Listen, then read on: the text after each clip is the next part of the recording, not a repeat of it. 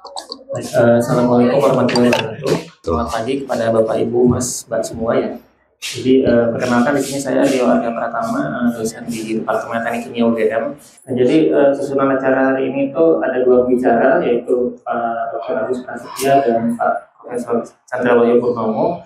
Ini kita akan menyimak dulu paparan dari Pak Agus ya tentang sampah. Jadi harus disikapi seperti apa. Ya, jadi mungkin untuk mempersingkat waktu kita akan langsung saja ke Pak Agus ya untuk materinya. Jadi kami persilakan kepada Pak Agus untuk menyampaikan paparannya. Selamat pagi semua. Pagi. Ini sebagian besar nih baru pertama kali ya, atau ada 1-2 yang sudah pernah. Ya, kalau ketemu saya di kelas sih sudah beberapa kali ini. Oke, kita ketemu di kelas yang berbeda hari ini. Sebetulnya ini untuk pembekalan, mudah-mudahan nanti bisa jadi pembekalan Anda semua bareng-bareng kita pada saat nanti terjun ke program PKM ya di pinggir Kali Code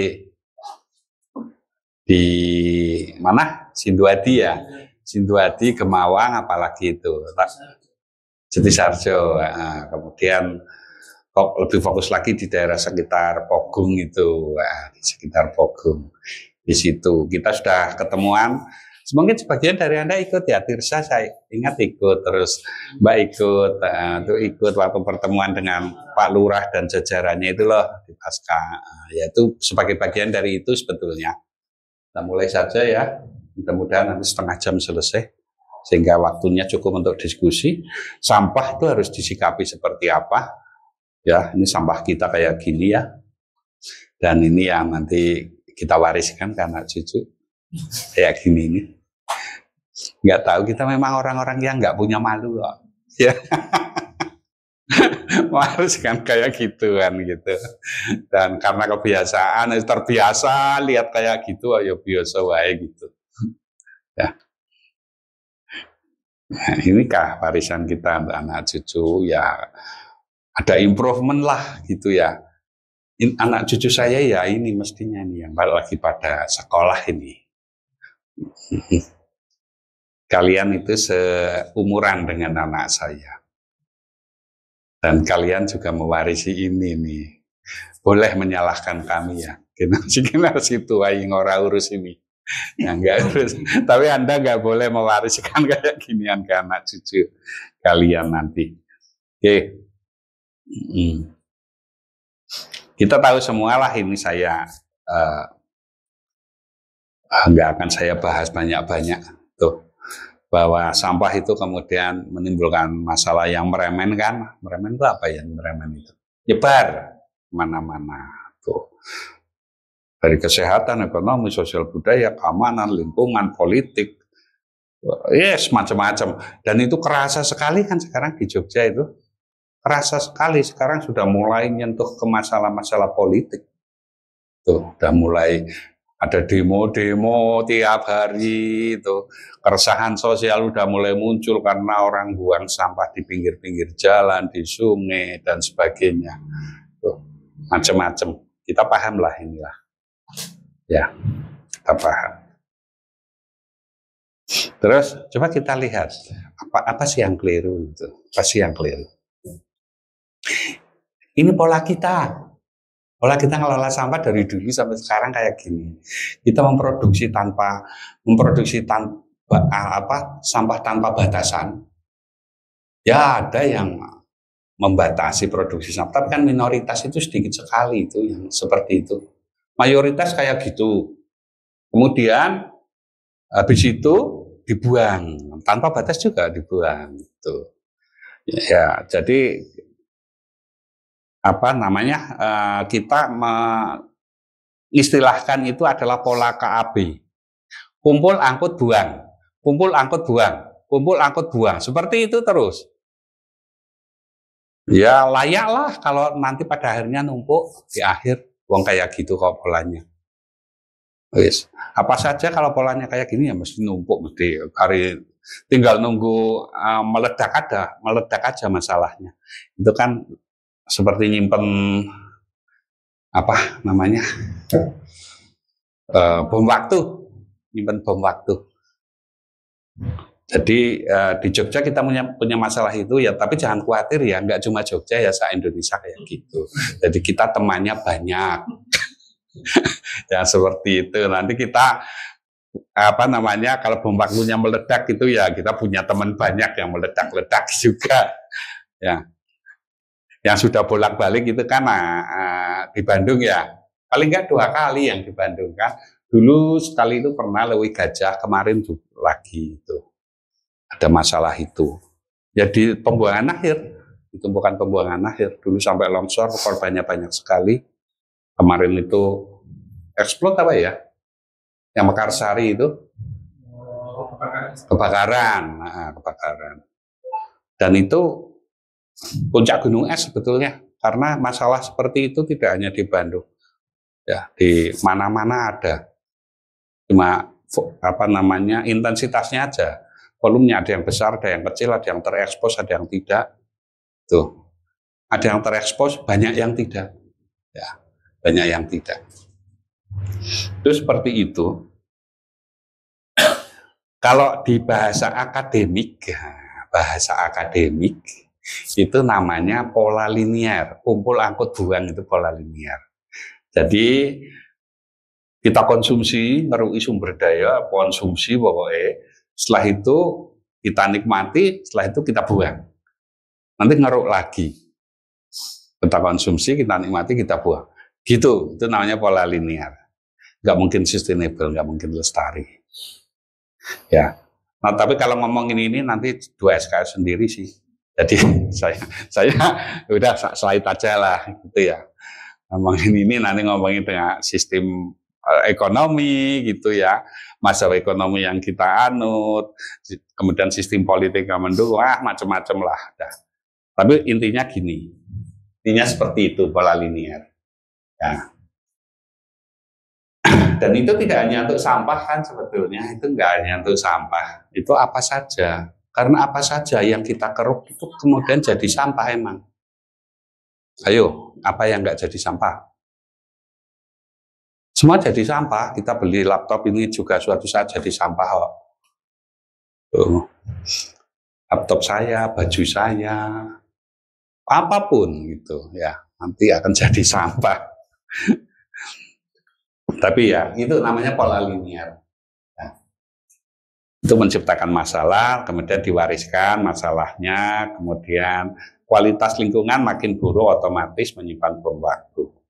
Pendekatan yang baru, mudah-mudahan nanti menolong ya, pendekatan yang baru itu pola sirkuler. Ini yang diterapkan di sampah itu, kita coba sekuat tenaga adalah menerapkan pola sirkuler. Nanti gimana sih? Ya, nanti di belakang lah yang praktis-praktisnya itu seperti apa. Kita bahas di belakang. Ya, pola sirkuler, kalau pola linear itu kan kumpul angkut buang seperti ini kan. Nah, kumpul, produksi, nikmati gitu terus buang. Gitu. Kalau pola sirkuler itu seperti itu, seperti ini. Ya, kita tetap memproduksi, tapi yang dibuang tidak semuanya. Ada yang diputar untuk sebagai bahan baku untuk produksi lagi. Kan seperti itu aja sederhananya.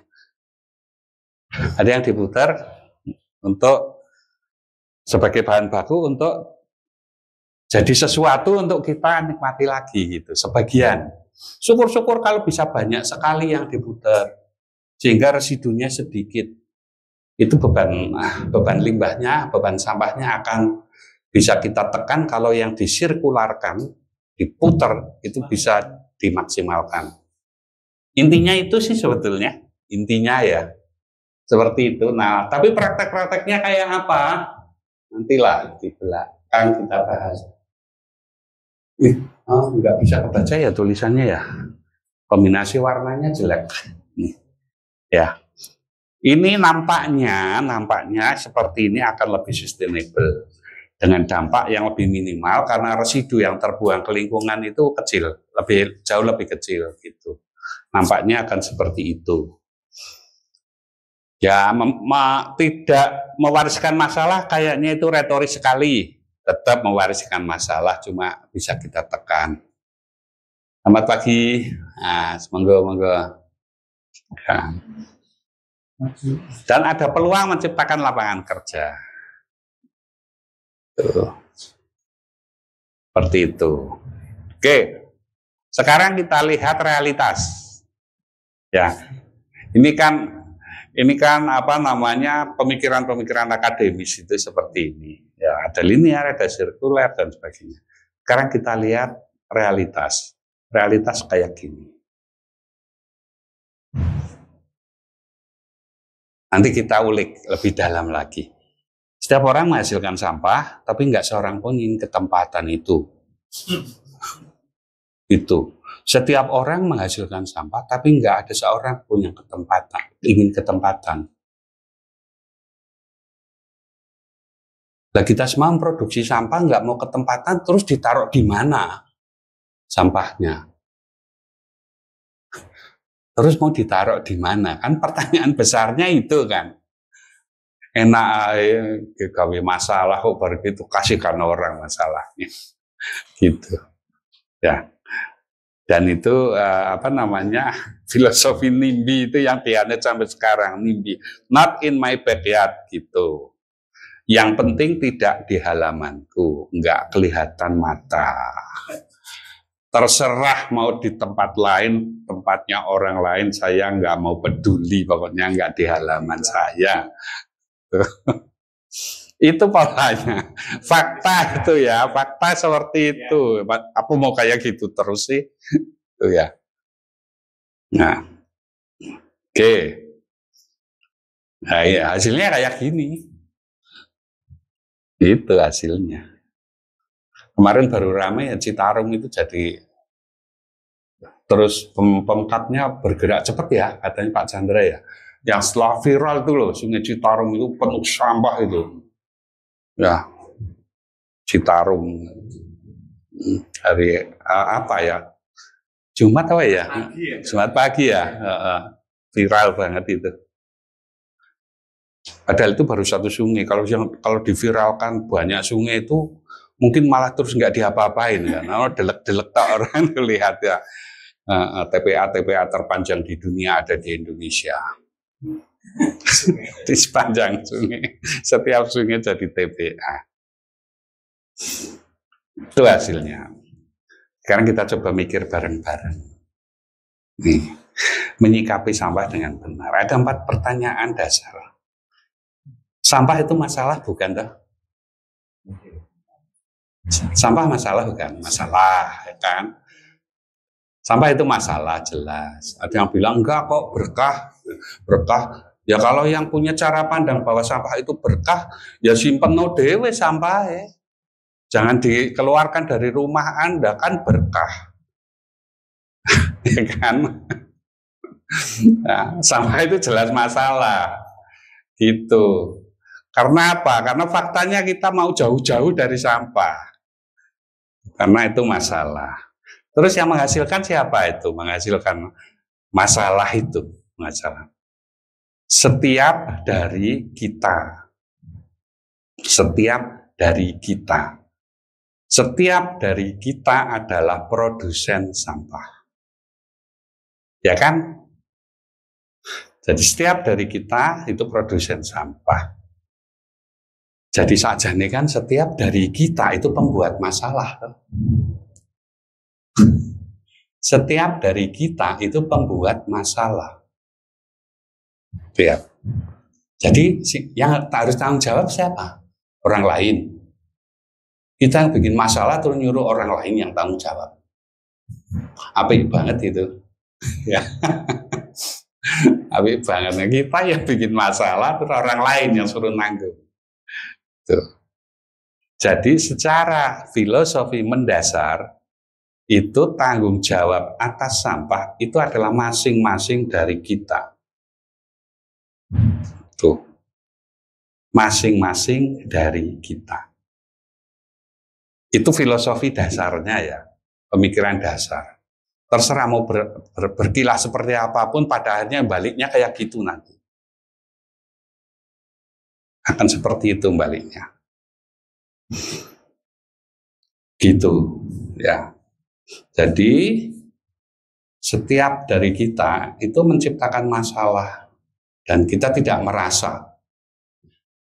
Nah, kita tidak merasa. Jadi kalau kita tidak ingin menciptakan masalah akibat sampah, caranya gimana? Jangan bikin sampah. Ya kan, jangan bikin sampah. Itu cara ekstrimnya kan gitu. Ya, itu cara paling ekstrim tuh. Jangan bikin sampah, nanti Anda nggak bikin masalah dari sampah itu. Nah, jangan, tapi apa ya bisa nggak bikin sampah, nggak mungkin kan? Nah, makanya ya harus kita rembuk bareng-bareng api biye gitu kan. Baiknya gimana kalau gitu? Karena faktanya setiap dari kita itu memproduksi sampah, memproduksi masalah itu.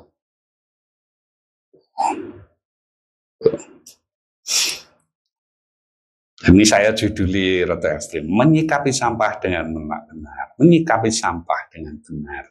Tuh.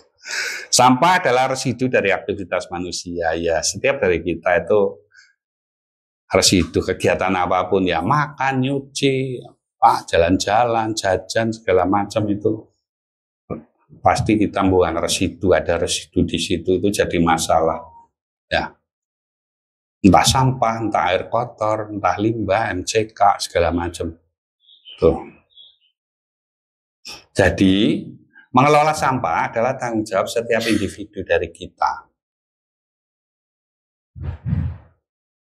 Salah besar kalau kita menyerahkan itu ke orang lain dan menuntut orang lain untuk menyelesaikan masalah kita. Tuh. Tanggung jawab itu artinya apa?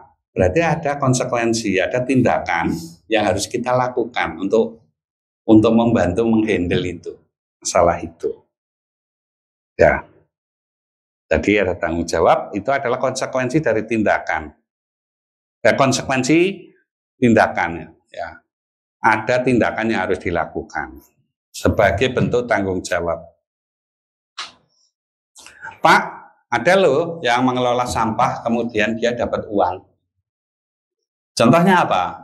Itu bapak-bapak pemulung, bapak-bapak yang jadi pengumpul barang-barang rusak dan sebagainya, itu kan dapat duit dari situ, dapat berbisnis dari situ dan dapat uang dari situ. Jadi mengelola sampah bisa dapat uang. Ya betul, mengelola sampah bisa dapat uang, tapi itu bonus. Karena dia berbisnis mengelola sampah yang memang bisa menghasilkan uang.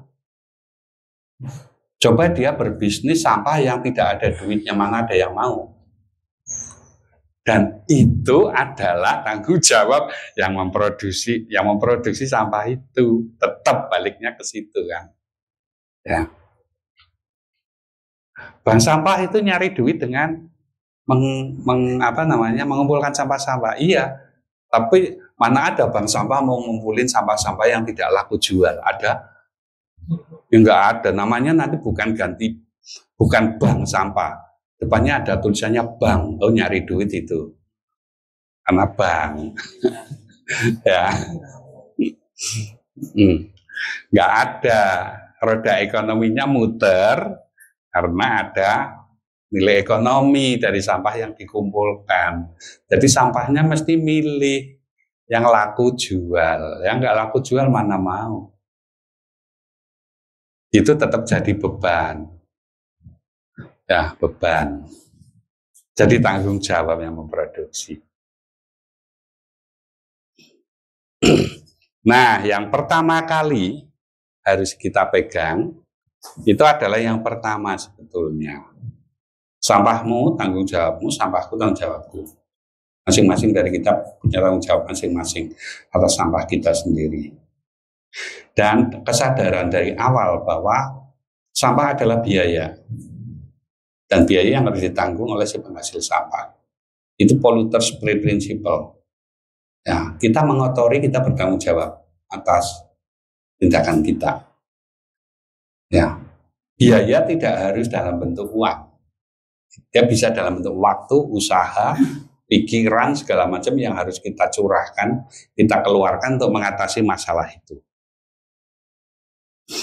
Nah, tadi di awal kan ada pola sirkular dan linear. Pola sirkular dan linear.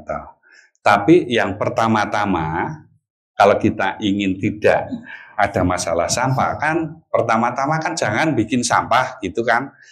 Jangan memproduksi sampah lah, nanti kita nggak akan bikin masalah. Nggak mungkin kan, karena setiap dari kita pasti memproduksi sampah. Nah, tindakan terbaik ya, tindakan terbaik itu adalah kalau nggak bisa membuat, kalau tidak bisa mencegah adanya sampah, ya mengurangilah, reduce, kurangi jumlah sampahnya, kurangi, ya kurangi. Yang tidak perlu kita memproduksi sampah ya tidak perlu produksi. Di Fakultas Teknik itu fakultas saya, Pak Chandrani sama Pak Rio, Pak Chandra salah satu arsiteknya mungkin ya. Di fakultas saya nggak tahu di sana. Itu sudah menggunakan pola agak ekstrim. Ya, di fakultas saya ikut bangga juga, walaupun saya nggak banyak cawe-cawe di situ ya, Pak Dekan yang Pak Wakil Dekan yang cawe-cawe. Gitu. Jadi sudah tegas sekali membuat aturan bahwa tidak boleh lagi ada sampah sekali pakai. Tidak boleh lagi ada plastik. Jadi kalau makan-makan nggak boleh ada kardus, nggak boleh ada plastik. Ditaruh mana? Ditaruh nampan. Makanannya. Nampan. Ngambil di nampan. Nah, botol plastik, gelas plastik kurangi pakai gelas. Tuh. Pakai gelas, minum pakai gelas, ngambil di dispenser. Nah, Anda perlu minum, bawa tumbler sendiri. Bawa tumbler sendiri. Ya, refill di dispenser. Isi di dispenser. Gitu. Nggak mau lah. Kalau saya nggak bisa, kalau saya jualan makanan nggak pakai plastik, itu bagaimana saya bisa jualan? Ya sudah, nanti kita cari orang yang bisa begitu. Kalau Anda nggak bisa, nanti kita cari orang yang bisa jualan seperti itu, ditegasi seperti itu, dan itu pelan-pelan jalan sekarang. Orang beli soto dulu di plastik kita, sekarang karena ada aturan kayak gitu, pelan-pelan orang beli soto bawa Tupperware sendiri, bawa rantang kalau zaman dulu ya, bawa rantang itu. Ternyata bisa ya, pelan-pelan ditegesi kayak gitu. Iso. Tuh. Jadi memang yang kayaknya kita butuhkan memang rotok-rotok tangan besi kayak gitu. Wes. Karena sudah terlalu berkarat gitu ya kebiasaannya. Jadi harus diamplas dengan amplas yang kasar gitu, rotok keras gitu. Kayaknya gitu. Harus begitu. Nah, kalau di sampah itu ada istilah 3R. Ya, selain reduce, itu ada 3R. 3R itu kan sebetulnya sirkularitas.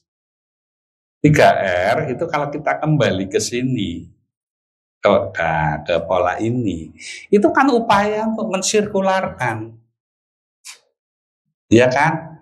Kita kumpulin sampah-sampah yang laku jual, plastik, kertas, botol, segala macam. Buat apa? Laku jual.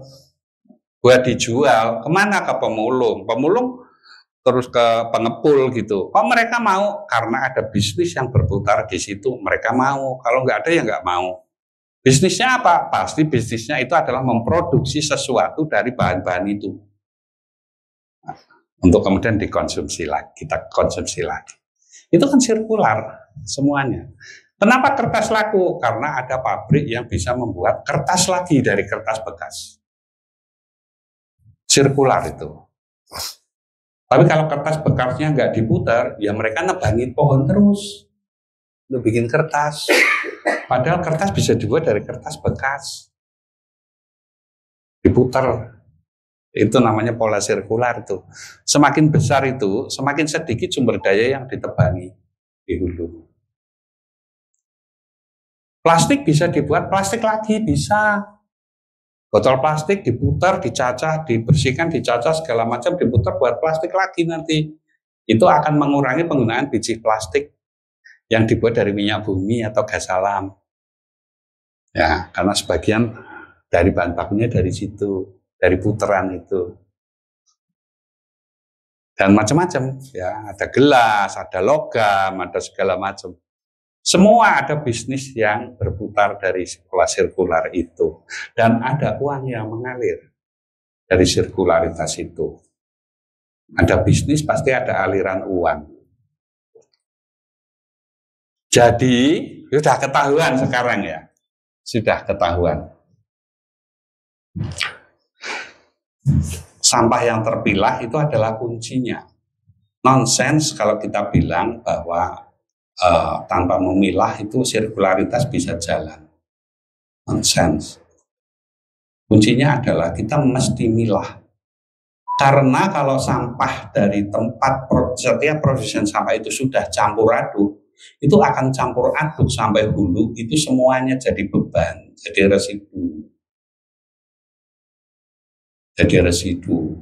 Pak itu di TPS 3R Nitian sama Sinduadi itu sampahnya campur aduk loh yang masuk ke situ, kemudian dipilah-pilah di pabriknya sana, dipilah-pilah di pabriknya gitu kan, untuk jadi yang layak jual, untuk diproses yang jadi kompos, kemudian ada yang apa lagi gitu. Ya boleh kayak gitu, bagus. Tapi pertanyaan saya itu biasanya dua hal. Satu, berapa persen yang bisa diputar setelah sampahnya campur aduk itu? Sangat rendah. Bisa 10-15% aja bagus. Bisa 20% luar biasa. Tapi kalau setiap dari kita milah, itu angka putarannya bisa sampai 75-80%. Tapi kalau sudah campur aduk masuk ke ke pabrik sampah itu rendah. Satu itu ya, putaran sirkularitasnya rendah. Dua, biasanya saya tak nunggu aja kapan mangkraknya. Biasanya pertanyaan saya dan teman-teman pegiat gitu ya, itu kita tunggu aja kapan mangkraknya. Kenapa kok bisa optimis nanti mangkrak? Siapa yang akan menanggung biayanya itu terus-terusan? Dari tipping fee, dari iuran tidak akan pernah bisa nutup kecuali mau membayar amat mahal. Kalau tidak, tipping fee-nya itu cuma nutup sedikit gitu ya dari retribusi itu kan sebagian retribusi kita kan masuknya ke tukang ngangkuti sampah ke. Berapa yang masuk ke pabrik itu, penelitian dan sebagainya. Itu ke tukang ngangkuti sampah itu sebagian besar. Nah, kalau sudah sampah campur aduk itu biayanya akan amat sangat mahal untuk memilah sampai banyak. Akhirnya dipilah sebisanya. Dan itu ada biaya operasi, biaya bayari orang, biayai operator. Macam-macam lah biaya dikeluarkan. Biasanya ya itu, makanya akhirnya kami nunggu aja biasanya. Ayo kapan mangkraknya? Tahan nggak ya setahun? Top kalau bisa tahan setahun. Berarti ada yang subsidi dengan dana yang wah luar biasa ini. Agar itu bisa jalan terus. Ada yang nyuplai itu. Kalau nggak ada ya kita tunggu aja nanti tahan berapa lama. Biasanya gitu. Ya, kalau bisa lama sekali berarti ya memang luar biasa, itu ada subsidi yang masuk ke situ. Kalau polanya masih seperti itu terus. Jadi ini urutannya, tata urutannya itu kayak gitu. Ya, ini sudah apalah. Apalagi yang kuliah di teknik lingkungan, di ilmu lingkungan ya udah kayak gini udah bosen ini gambar-gambar kayak gini ya. Piramida ya, piramida. Di teori-teori itu udah banyak lah. Sing angel itu kan ngelakoni. Teori banyak di buku-buku juga banyak, googling juga banyak itu. Tapi memulainya itu yang paling susah. Ya itu harus pakai cara-cara roto otoriter ya. Ya, dipaksa gitu, otoriter. Nah ini kan, ini semua, ini kan sirkularitas. Ini sirkularitas, nih, diputar kan, ini yang dibuang. Dikit gitu.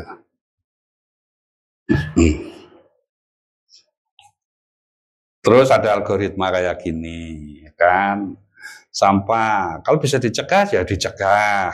Tuh. Itu yang paling top itu kalau bisa nyegah, nggak memproduksi sampah. Tuh, ya dicegah.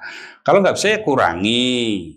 Nggak bisa kurangi ya bisa nggak dimanfaatkan lagi sampahnya, reuse, recycle dan sebagainya. Nah residunya kepeksa, residunya baru kemudian dibuang ke lingkungan untuk gimana lah pokoknya ada teknologi-teknologi untuk ngolah itu gitu.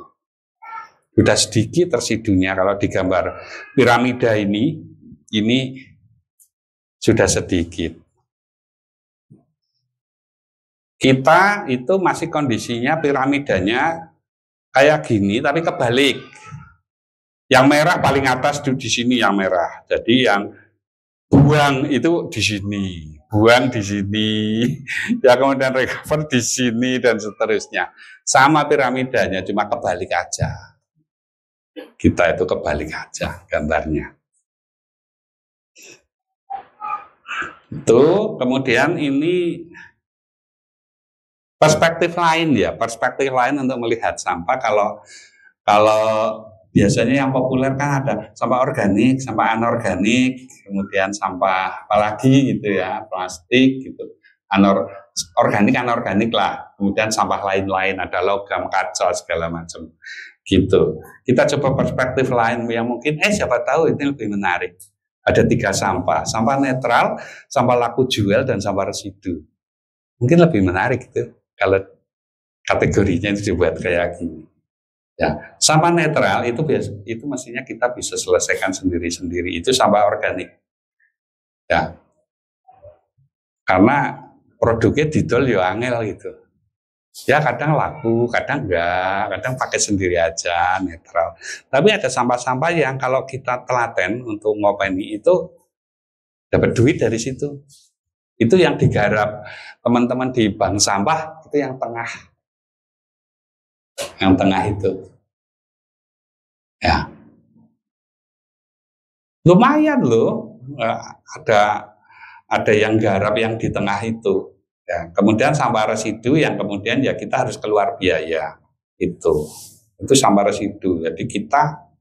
Jadi yang tengah itu adalah sampah, kita dapat uang dari situ, profit gitu ya. Yang kanan itu adalah cost, biaya. Kita mengeluarkan biaya untuk ngopeni itu.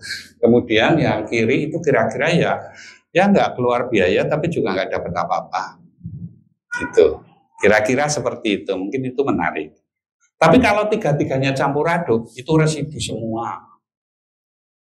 Itu jadinya semuanya residu kalau itu tiga-tiganya campur aduk. Nah, itu jadi cost. Jadi cost semuanya. Nah, ya jadi ya gitulah ya. Kayak gini kira-kira gambarannya. Kemudian ini setiap dari kita kayak gitu. Kurangi, pilah, kelola. Kurangi itu tadi ya, pilah, kemudian kelola. Kalau bisa kita kelola, kalau enggak ya kita membantu orang lain untuk mengelolakan sampah kita bayar. Tapi tugas yang 3 itu kita secara individu. Kalau kita nggak bisa ya kita bayar orang lain sebagai bentuk tanggung jawab kita. Kita sudah selesaikan bagian dari kita. Sampai apa? Milah misalkan. Sampai milah. Saya sudah milah. Kemudian saya sudah milah. Saya nggak punya akses nih untuk sampah laku jual saya. Apalagi sampah residu. Tapi sudah tak pilah 3. Saya masih bingung. Diapakan nih? Katanya Pak Agus harus diselesaikan sendiri-sendiri. Tanggung jawab sendiri-sendiri ya kan, tapi kan nggak bisa Ya sudah, kita nitipkan sampah kita yang sudah kita pilah-pilah itu ke orang lain. Kita nitipkan, minta tolong ya dikelolakan sampah saya, diurusi sampai beres. Orang namanya minta tolong ya ada konsekuensi. Ada biaya yang harus kita berikan. Itu konsekuensi. Ya, tanggung jawabnya itu adalah ya tadi ngurangi milah. Kalau bisa ngelola yang sampah organik kelola. Dan saya kira itu sudah saatnya sekarang kita jadi bagian dari solusi ya. Saatnya lah. Tuh. Dari ini yang ada di sini paling enggak kita bagian dari solusi, kemudian ya ikut kampanye lah, ngewang-ngewangi, ngomong-ngomong ke banyak orang itu. Nah, agar itu makin meluas. Siapa tahu kita nanti suatu saat akan berada yang di kiri, tidak yang di kanan. Ya, tidak yang di kanan lagi, tapi yang di kiri. Di kiri itu saya ngambil di, nggak tahu lupa itu Malaysia atau Singapura gitu loh gambarnya. Yang kanan itu ya di mana-mana kayaknya kita punya banyak contoh yang kanan ya. Kita contohnya terlalu banyak. Yang kiri ya contohnya sedikit. Gitu. Oh ya, biasanya itu ada dikotomi dua hal. Pak, kalau mau ke yang ke kiri kita kan butuh masyarakat yang sadar, ya kan? Harus sadar. Nanti kita akan berada di kiri. Tuh. Kapan saya sadarnya? Ada teori-teori kayak gitu. Biasanya saya favoritnya ada cerita begini. Pak Jarwo ini sudah sering ke luar negeri nih Pak Jarwo. Beberapa teman yang lain juga mungkin ya, pernah ke Malaysia, kemana itu. Pak Jarwo itu begitu turun dari pesawat di Beijing sana, terus tiba-tiba patuh sekalian ya Pak ya. Ya kan, tiba-tiba patuh loh. Begitu turun dari pesawat, patuh, nggak mau buang sampah sembarangan, terima disai. Ya kan, bisa tuh. Sampahnya nyari tempat yang sesuai baru ditaruh. Patuh banget loh. Nanti balik ke Indonesia, balik lagi ke aslinya.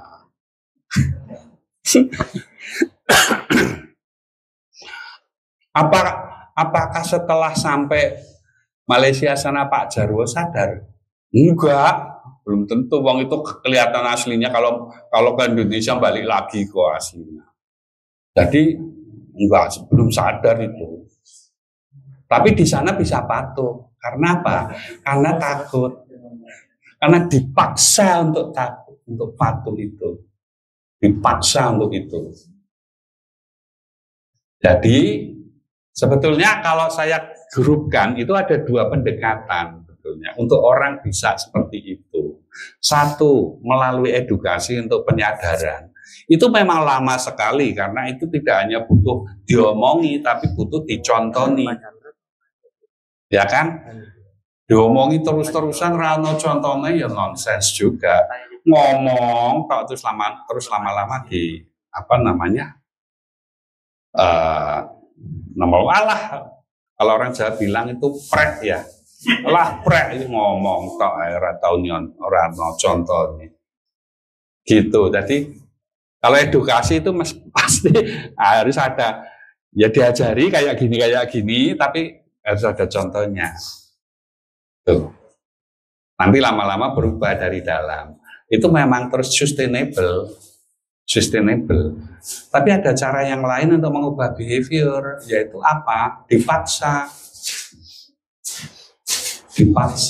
lewat regulasi, lewat aturan yang tegak gitu.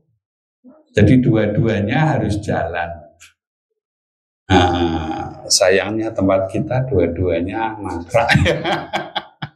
Masih mangkrak sampai sekarang dua-duanya. Edukasinya mangkrak, regulasinya mangkrak juga. Gitu. Ya kita coba jalankan itu melalui komunitas terkecil kita. Kalau negara dan kalau ini saya bukan ngojo-ojo jelek ya. Kalau negara, pemerintah sampai level katakanlah level kabupaten, ya itu masih belum ada regulasinya atau regulasinya belum tegak.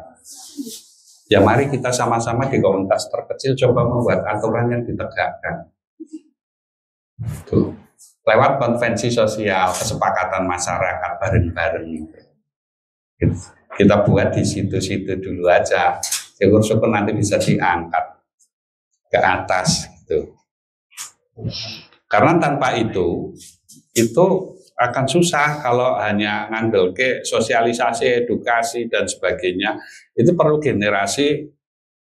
satu generasi untuk mengubah itu dengan konsistensi. Konsisten, ono sing diajari, ono materine, ono contone. Terus-terusan seperti itu. Kalau enggak nonsens. Tapi ada cara yang kedua, dipaksa lewat aturan, lewat konvensi, lewat kesepakatan. Di RT bapak-bapak dan ibu-ibu mungkin ada kesepakatan, nggak boleh buang sampah gini loh, nggak boleh sembarangan loh, harus dipilah-pilah loh. Mungkin jalan itu di RT bapak-bapak dan ibu-ibu, ya teratur buang sampahnya di sini, untuk sampah ini di sini, teratur. Tapi kalau ada orang luar buang sampah ke tempatnya bapak-bapak dan ibu-ibu, terus gimana? Dia nggak tahu aturan, buang aja, barber kayak gitu. Kan nggak bisa. Itu mungkin di RT dan RW kita itu kesadarannya sudah tinggi masyarakatnya. Tapi kita tidak bisa berharap kesadaran yang sama dimiliki oleh yang di luar. Nah, yang seperti itu perlu aturan dan konvensi. Itu, jadi ada sanksi-sanksi itu ya harus ditegakkan gitu. Tadi saya berangkat ke sini itu di Jalan Amanah itu Minomartani itu ke timur sedikit, di jalan itu saya nemu stiker menarik sekali itu. Bukan stiker, poster gede itu di pinggir jalan. Gitu. Dilarang buang sampah di sini. Yang buang sampah di sini saya doakan untuk jadi miskin selamanya dan sakit-sakitan gitu. Ada di kanan jalan ada, di kiri jalan ada, posternya gede banget. Itu sampai kayak gitu. Yang kemarin saya share di Papua ya, yang di Fak-Fak apa di mana itu ada papan pengumuman gede itu.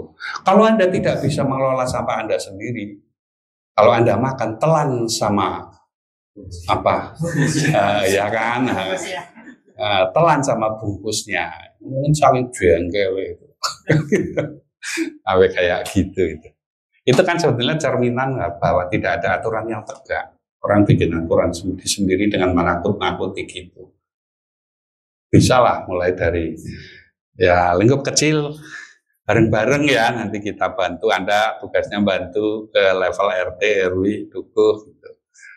Paling nggak lewat sosialisasi kayak gini dulu, kemudian bantu, dampingi dan sebagainya. Ya, itu saja sih. Nanti waktunya untuk diskusi habis 47 menit. Gilirannya Pak Chandra. Baik, terima kasih Mas Rio, Bapak Ibu sekalian, mahasiswa. Selamat siang, Assalamualaikum warahmatullahi wabarakatuh. Salam sejahtera untuk kita semua. Belum muncul. Terima kasih kehadirannya. Ini sepertinya rekor peserta sekolah literasi ekoliterasi terbanyak ini ya. Semoga tidak hanya hari ini, monggo setiap Sabtu kita ada sekolah di sini ya, untuk berbagai topik tentang lingkungan. Baik, saya menambahkan sedikit saja dari Agus ya. Saya lebih ke tata kelolanya ya, mungkin biar mahasiswa sekalian, Bapak Ibu bisa lebih memahami apa yang sebenarnya jadi masalah ya di Indonesia ini ya. Saya memandangnya dari tata kelola secara nasional aja deh ya. Tadi sudah diperlihatkan banyak sekali di slide-nya Pak Agus ya, bahwa kondisi masalah sampah kita itu kalau bisa kita nyatakan sebenarnya tertinggal dari negara-negara maju yang lain. Kalau sistem edukasi kita itu sudah luar biasa ya, bahkan sampai PAUD sebelum sekolah saja, SD, SMP, SMA, perguruan tinggi sampai S3 itu ada di sini dan kualitasnya tidak kalah kemarin UGM nomor 200 internasional ya. Jadi kan sudah bagus itu ya. Kesehatan kita juga luar biasa dari level puskesmas sampai ke rumah sakit pusat ya, Sarjito kita punya dan seterusnya, BPJS luar biasa ya Bapak Ibu sekalian. Pendidikan dan seterusnya, jalan tol, kemudian airport. Di Jogja aja, bandara aja ada 2 ya, luar biasa, kota kecil ini tapi bandaranya 2. Luar biasa, tapi pengolahan sampah yang besar dan bisa mengatasi mana, itu kan ya jadi lucu kan, nggak ada. Kita masih bertumpu ke TPA ya, Piungan katanya tutup tapi ternyata juga banyak jalan lainnya yang bisa diterobos dengan membayar lebih besar. Nah itu luar biasa ya, itu kondisi kita. Dan jangan lupa kebocoran sampah kita. Di banyak paper kita dibahas sebagai Indonesia itu penyumbang sampah laut kedua setelah Cina ya. Jadi sampah kita itu kalau nggak masuk ke pengolah sampah, nggak masuk ke piungan dan seterusnya itu ya masuknya ke sungai dan nanti akhirnya sampai ke lautan. Dan penganggaran kita minim ya Bapak Ibu sekalian, kalau bertanya ke Pemda anggaran untuk pengolahan sampah berapa?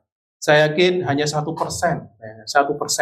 Bahkan ada yang 0, di Pemda-Pemda yang lain ketika kita kunjungi itu 0, bahkan ya. Ya, jadi ya karena semuanya supportnya minim ya dan seterusnya, kesadaran tadi Pak Agus juga ditambah kesadaran juga minim ya akhirnya ya masalahnya menjadi seperti saat ini. Tadi sudah dijelaskan bahwa ada kalau di Undang-Undang Pengolahan Sampah ini monggo ya mahasiswa itu mohon mendalami Undang-Undang Persampahan kita, ada banyak sekali. Induknya adalah UU 18 2008 ya, itu Undang-Undang Persampahan. Itu diturunkan banyak sekali, ada PP ya, ada peraturan presiden ya, ada peraturan menteri, pergub, perwal, semuanya turun semuanya. Itu biasanya logika persampahan kita itu seperti ini, monggo dipahami ya. Tapi sebenarnya tadi sudah dijelaskan Pak Agus bahwa di sumber sampah sebagai pengelola sampah kita itu punya tanggung jawab sebenarnya ya di undang-undang, yaitu ini 3R ya, pembatasan, daur ulang, dan reuse. Jadi ini yang disebut dengan pengurangan, dan ini di Jakstranas ini PP ya, itu 30%. Jadi harapannya sampah itu akan hilang itu 30% di sumbernya. Harapannya ini targetnya 2025, tinggal 1 tahun lagi. Nah kemudian ya 70% gimana? 70% harus dikelola oleh pemerintah daerah ya dengan kerjasama dan seterusnya. Pokoknya 70% harus ditangani. Jadi 100% harus tertangani di 2025, nggak boleh ada yang bocor di lautan dan seterusnya. Ini ya, idealnya seperti itu. Tapi apakah tercapai? Ya nggak tahu, nanti 2025 keluar lagi Jakstranas baru ya. Kalau nggak tercapai kan gampang, tinggal ganti peraturannya, diubah ya, nah, PP-nya baru ya, diubah. Ya. Jadi 35 gitu ya Pak Jarwo ya. Nah ini, kemudian juga by regulation kita memang dari sumber sampah masuk ke sistem pengolahan sampah pemerintah itu bisa dengan 2 cara. Yang pertama adalah kita bawa sampah kita sendiri ke TPS, itu boleh ya, dibolehkan di undang-undang kita ya. Atau kita bayar ya, bayar penggerobak ya, bayar pengambil sampah sebulan terserah, mungkin ada yang 30, ada yang 50 ya, tergantung kesepakatan. Dan nanti penggerobak itu akan memasukkan sampah kita ke fasilitas dari pemerintah. Nah itu ya. Nah ini kenapa tadi ada banyak bocor ya, ada banyak bocor ke sungai dan seterusnya. Jadi karena ini ya, karena dari sumber sampah itu kita bebas. Sampah itu kita bebas, mau masukkan sendiri boleh. Kalau nanti di TPS ternyata tutup, ya sudah, saya buang aja kemana terserah kan, gitu ya. Nah itu masalahnya. Nah itu ya. Jadi baik undang-undang, monggo nanti khususnya mahasiswa bisa melihat pasal 22 Undang-Undang tadi ya 18/2008 itu ini ya pengumpulan dalam bentuk pengambilan dan pemindahan sampah sumber sampah ke tempat penampungan sementara TPS ya atau tempat pengolahan terpadu. Ini kegiatan yang dibolehkan begitu ya. Jadi harusnya sudah dikelompokkan memang ya tadi ya di undang-undang memang sudah dikelompokkan, harus diwadahi di tempat yang berbeda, tapi itu tidak jalan ya gitu. Dan pengumpulannya itu boleh baik individu ataupun membayar begitu. Nah kita lihat di hulu sampah ini jelas tidak dijalankan pemilahan tadi sudah ya Pak Agus ya, tidak ada penjadwalan. Nah harusnya kan setelah dipilah itu kan dijadwalkan misalnya Senin Selasa organik ya, Rabu anorganik atau yang lainnya terserah, harusnya kan dijadwal ya. Di undang-undang sebenarnya ada dua cara sih, yang pertama dijadwal, yang kedua kalau nggak dijadwal itu baknya harus disekat. Kan susah ya, baknya harus disekat, kemudian yang organik mungkin di depan, yang anorganik di belakang, kan susah itu sebenarnya. Ya, tadi sudah banyak disinggung Pak Agus, juga kalau kita lihat di TPS 3R yang ngetren di Jogja ini kan di Bantul ya, Panggung Harjo. Monggo kalau mahasiswa mau ke sana itu mereka punya ban berjalan, nanti ada orang yang berjajar di situ untuk ngambil sampah, memang tidak terpilah tadi, ada 9 orang atau 12 orang, luar biasa, banyak sekali.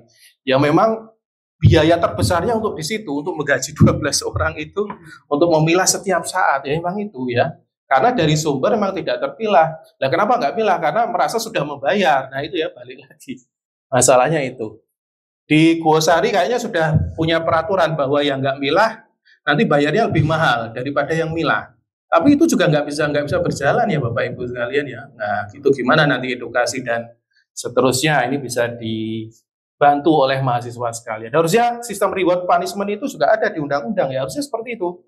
Yang nggak memilah harusnya bayar lebih mahal daripada yang memilah gitu. Nah retribusi ke penggerobak juga beda-beda. Nah ini masalahnya ya Bapak Ibu ya. Tidak ada aturan yang jelas juga, ada yang bayar 75, ada yang bayar 35 ya. Persaingan juga kadang ada. Nah ini ada pengolah sampah mandiri. Nah ini yang viral, warga yang ngejar truk sampah terus buang-buang gitu ya. Itu karena kita dibolehkan baik individu itu langsung membawa sampah kita itu ke TPS kan gitu ya. Kalau semuanya ditangani oleh PSM misalnya ya, ada undang-undang bahwa semua itu orang itu nggak boleh bawa sampahnya langsung ke TPS. Yang bawa ke TPS itu harusnya ya penggerobak atau pengolah sampah yang kerjasama dengan pemerintah. Kan selesai, artinya orang itu tunggu saja di rumah, dipilah begitu ya. Kemudian nanti ada yang mengambil, nggak boleh satu persatu ya. Ini viral ini ya, mungkin Bapak Ibu semuanya sudah melihat. Dan ketika saya ke Bontang, ke Balikpapan itu yang ditanyakan orang itu ya itu. Pak saya punya video dari Jogja kayak gini. Kondisinya ya itu memang perhatian kita nah itu. Nah TPS juga masalah sebenarnya ya. Di peraturan kita itu membolehkan adanya TPS. TPS itu adalah tempat penampungan sementara, depo dan seterusnya. Nah akhirnya kan seperti ini. Tadi juga sudah ya di singgung Pak Agus ya seperti ini akhirnya ya. Kenapa kok harus ada tempat penampungan sementara ya? Harusnya langsung ke pengolahan gitu kan ya. Dari masyarakat diambil oleh pengelola sampah atau yang bekerja sama dengan Pemda atau dengan desa begitu ya. Diangkut langsung ke TPS 3R. Kenapa harus ada TPS ya? TPS itu menimbulkan masalah ya di mana-mana. Kan ini nggak terjadi ketika kita jalan-jalan kemana, ke Singapura, ke Cina, kemana kita baru jalan tiba-tiba ada bangunan semi permanen terus banyak sampah kan nggak ada ya. Nggak terjadi itu, tapi terjadi di negara kita di semua kota. Jadi lucu ya. Jadi nah itu logika undang-undang kita masih seperti itu. Jadi dari sumber itu boleh mengangkut sampahnya sendiri ke TPS atau dengan gerobak tadi ya membayar. Nah dari TPS nanti baru truk-truknya Pemda itu datang untuk mengambil sampah. Nah, tapi sayangnya juga langsung ke TPA gitu ya, tidak ada pengolahan sampah di tengahnya itu ya. Nah itu logika-logika seperti itu sebenarnya pengen kita trigger ke mahasiswa, ke aktivis dan seterusnya sehingga kita nanti bisa sedikit merubah undang-undang kita ya. Harusnya sampah itu dari sumbernya itu diambil, terserah bisa oleh pengolah sampah mandiri, oleh Pemda dan seterusnya, dan diangkut langsung, jangan ke TPS dulu gitu. TPS itu sumber masalah. Ya, kalau TPS-nya tutup, nah, nanti mesti akan dibuang di sembarangan, di sampingnya dan seterusnya ya. Masalah di sisi hilir juga banyak, TPA penuh begitu ya, tidak ada pemrosesan skala besar. Mohon maaf ada masalah sosial dan premanisme dan seterusnya ya. Nah ini ya di TPA Piungan banyak sapi di sana. Nah ini kita hari Senin menyembelih sapi. Nah itu tahu nggak sapinya dari mana ya? Jangan-jangan dari sana gitu ya. Nah itulah luar biasanya ya. Dan kalau kita lihat neraca timbulan sampah ya Bapak Ibu, ini tidak hanya di Jogja, ini tipikal di seluruh kota. Coba ya Bapak Ibu ya, dari seluruh timbulan ini, pengepul, pemulung, dan yang informal, kerja informal itu bisa mengolah banyak sekali ya, kan lucu ya. Ya, jadi sebenarnya kota-kota itu sangat berterima kasih terhadap pemulung, pengepul, karena nanti jadi tadi pembatasannya atau pengurangannya jadi bagus. Ya, coba bayangkan ya, instalasi atau institusi yang formal seperti bank sampah, kan bank sampah ada undang-undangnya tuh ya, jadi kan formal ya. Bank sampah induk apalagi ya, TPS 3R punya pemerintah, itu sangat sedikit ya bisa mengelola sampah. Jadi bisa dibayangkan ya ketidakberdayaannya pemerintah kita ya. Ya karena tadi anggarannya hanya di bawah 1% yang mau bisa membangun apa gitu ya. Ya jadi ini malah berterima kasih kepada informal sektor yang bisa mengambil sampah itu sampai 30 berapa ton begitu. Ini tapi tahun 2021 nggak tahu sekarang ya. Sepertinya TPS 3R-nya Jogja, Nitian dan semuanya diperbesar ya. Mungkin yang masuk ke sini juga sekarang dibesar, tapi saya nggak ada datanya. Itu tahun 2001 saya potret itu yang bisa diambil ya, di recycle tadi ya, didaur ulang. Sirkular ekonomi tadi Pak Agus ya, itu malah justru ke informal sektor. Kita bergantung kepada mereka ini ya. Sementara fasilitas-fasilitas resmi, bank sampah, TPS 3R itu tidak berdaya. Nah ini anehnya. Ya memang kalau kita bicara teknologi, itu bisa sistem sentral ataupun desentralisasi, monggo. Nah kalau ini kan di Singapura ya, bisa nyala nggak ya? Wah nggak bisa ya. Sorry. Kalau di Singapura misalnya ya, itu ada 4 insinerator besar, semua sampah masuk ke sana, kan selesai. Tapi apakah kita akan seperti itu, begitu ya? Mampu nggak pemerintah itu membangun seperti itu? Kalau tidak, sistemnya desentralistik. Ini yang dikembangkan di DIY ya, jadi harapannya Pak Gubernur, itu sampah selesai di kabupaten, ya toh, di kota. Nah kota nanti akan push kelurahan dan desa. Desa nanti akan push Pak RW akan push Pak RT, Pak RT akan push warganya. Desentralistik, ya boleh desentralistik, tapi ya disiapkan gitu kan ya. Itu mirip dengan Banyumas. Banyumas itu memilih desentralistik karena sentralnya TPA ingin ditutup atau nggak usah ada TPA. Ya dibangunlah TPA 3 besar-besar gitu ya.